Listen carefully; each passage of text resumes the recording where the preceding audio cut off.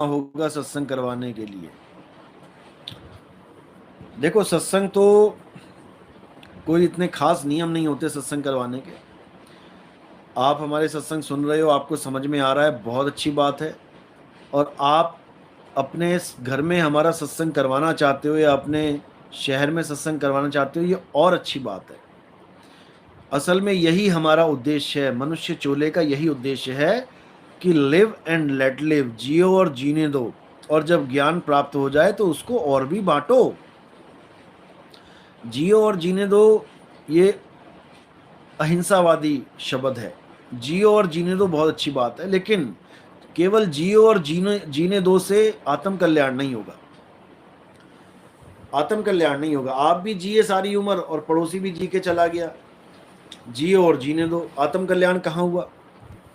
आत्म कल्याण तब होगा जब सत्य को जानो और सत्य को जनवाओ, लोगों को बताओ, लोगों को समझाओ कि हमारा मनुष्य चोला इतना इंपॉर्टेंट है। और अगर इस चोले में हमने मुक्ति को प्राप्त नहीं किया, जीते जी मुक्ति को, यहां मरने के बाद वाली मुक्ति नहीं है। ना तो किसी ने आके बताया आज तक कि मैं मुक्त हुआ, और ना ही कोई बताने वाला है कि मैं मुक्त हूं। यहां जीते जी अनुभव होता है, यानी कि निज घर आपको जीते जी मिलेगा। उसकी अनुभूति आपको खुद ही पता लग जाएगा कि मैंने शरीर छोड़ के कहाँ रहना है। उस घर को अच्छी तरह परख लेना है। अगर उस घर में आनंद ही आनंद है तब तो आप रहो वहां पे। अगर आपको उस घर में आनंद नहीं मिल रहा है जो गुरु बता रहा है, तो आप उस घर में रहने की आस भी छोड़ दो, फिर कोई फायदा नहीं है, क्योंकि फिर धक्के खाते हुए वापस आओगे।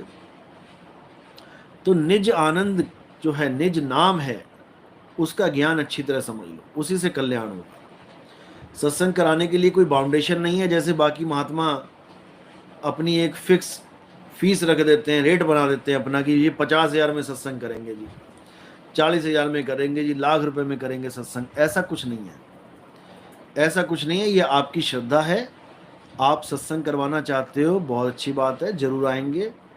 लेकिन जब हमारा टूर बन रहा होता है जिस साइड का, हम उसी साइड उन्हीं तारीखों में सत्संग रखते हैं, ताकि आपको अलग से कोई खर्चा ना करना पड़े। अब इतनी दूर से बुलाओगे आप 1000 किलोमीटर से, तो आने जाने का खर्चा तो एक्स्ट्रा होता ही है।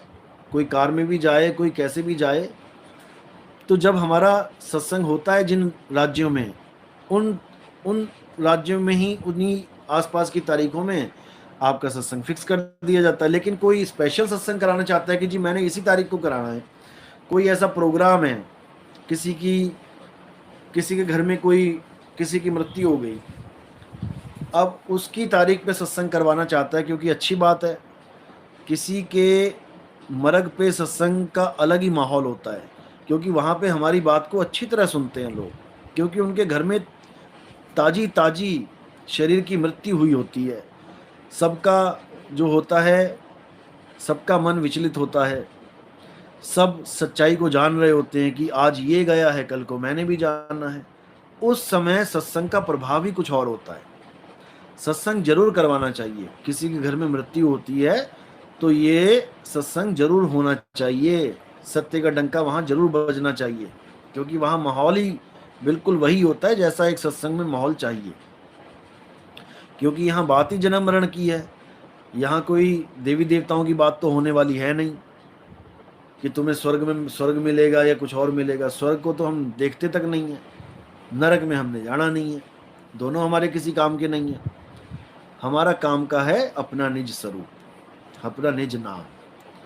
तो सत्संग कराने के लिए कोई ऐसी बाउंडेशन नहीं है कि आपको कुछ पैसे वैसे खर्चने हैं, ऐसा कुछ नहीं है। हाँ, जो हमारा प्रचार होता है, जैसे हमारा टीवी में प्रचार आने वाला है, या जैसे हमारा डेली रूटीन में कार में पेट्रोल डलवाना है, उसमें आप अपनी इच्छा से सेवा कर सकते हैं।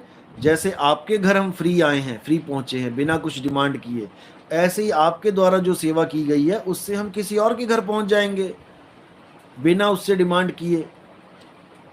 तो आप सेवा कर सकते हैं, ये आपकी अपनी इच्छा है, आप कितनी सेवा करना चाहते हैं, इसमें कोई बंधन है ही नहीं।